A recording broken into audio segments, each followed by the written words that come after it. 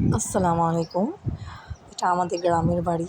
আমাদের গ্রামের বাড়ির বাইরের যাওয়ার রাস্তা এটা।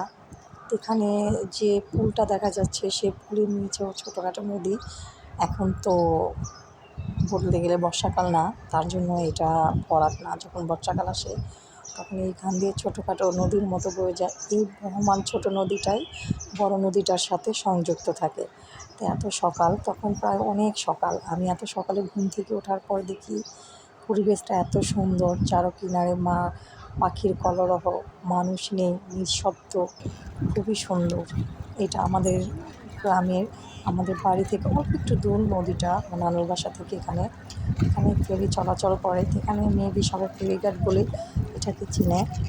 সামনের নদীগুলি মানে এতটা সুন্দর লাগতেছে, নদীর পানিটা ঢেউয়ের মাধ্যমে করতেছে, মানে অন্যরকম। কী বলবো আমি বলে, আর মানে বলে বোঝাতে পারবো না। শুধু দৃশ্যটা খুবই সুন্দর। বাইরে এই যে আকাশ, নদী, মানে কেমন ধূসর দেখা যাচ্ছে, মনে যে দূর থেকে কিছুই দেখা যাচ্ছে না। ফেরি চলাচল করতেছে, আমি এখানে বসে বসে খুব উপভোগ করতেছিলাম পরিবেশটা। তখন বিকেল ছিল, বিকেলের সময় মানুষ আসছিল। আমি অনেক পরে গিয়েছিলাম, এর আগে অনেক মানুষ ছিল এখানে। তো আমার ছোটো খালতো ভাই, ও আমাকে নিয়ে যাচ্ছে যে আপু চলো তোমাকে একটা জায়গায় নিয়ে যাই, তুমি ঘুরো। তা আমি গ্রামে গেলে বেশিরভাগ ঘুরি না, মানে আমার স্বভাবটা হচ্ছে কি, আমি যেখানেই থাকি এক জায়গায় থাকতে পছন্দ করি, ঘোরাঘুরিটা তো বেশি করি না। তবে এটা সেদিন একটু ঘুরলাম ওর সাথে।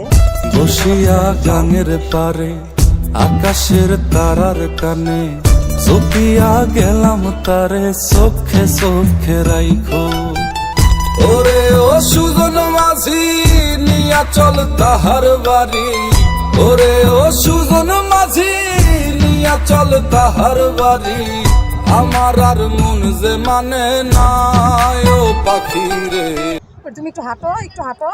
আমার মেয়ে এই পরিবেশটা কখনোই দেখেনি, নদীর পাশে সুন্দর হইতেছে, একটু হাঁটো। আমাদের এখানে ড্যামরাঘাটের নদী আছে, বাট ওই নদীটা এতটা দূষিত।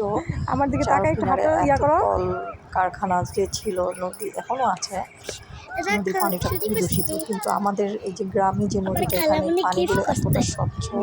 অনেক আমার সুন্দর। মেয়ের রেশমি চুড়িটা যতটা সচ্ছল, ঠিক ততটাই স্বচ্ছল পানি এখানে। মানে পানিটার ভিতর না কোনো গন্ধ, না কোনো এত সুন্দর পানিটা, পায়ে দিলে শরীরে লাগাইলে অন্যরকম লাগে পানিটা। তো আমার ছোটো ভাইও আবার চা নিয়ে আসলো। নদীর পাড়ে বসে চা খাওয়াটা এটার খুবই অন্যরকম একটা তা আমি আর আমার ভাই, আমার মেয়ে সহ চা খাচ্ছিলাম, খুব মজা করে। চাটা খুব মজাই ছিল। এলে নীলছে মাস, আমি সাজাবো ঘাস, তুমি পা ফেলে আনবে বাহার। এলে মেঘলা দিন, আমি খুব রঙিন হয়ে। তখন সূর্য প্রায় অস্ত চলে যাচ্ছে, আকাশটা খুবই অন্ধকার লাগতেছে। তখন মানে সন্ধ্যা হয়ে সন্ধ্যা হওয়ার মতো, প্রায় সন্ধ্যা হয়ে যাচ্ছিল। সন্ধ্যার একটু মুহূর্তে আমি এখানে ভিউটা একটু দেখলাম, খুবই মুগ্ধকর পরিবেশ।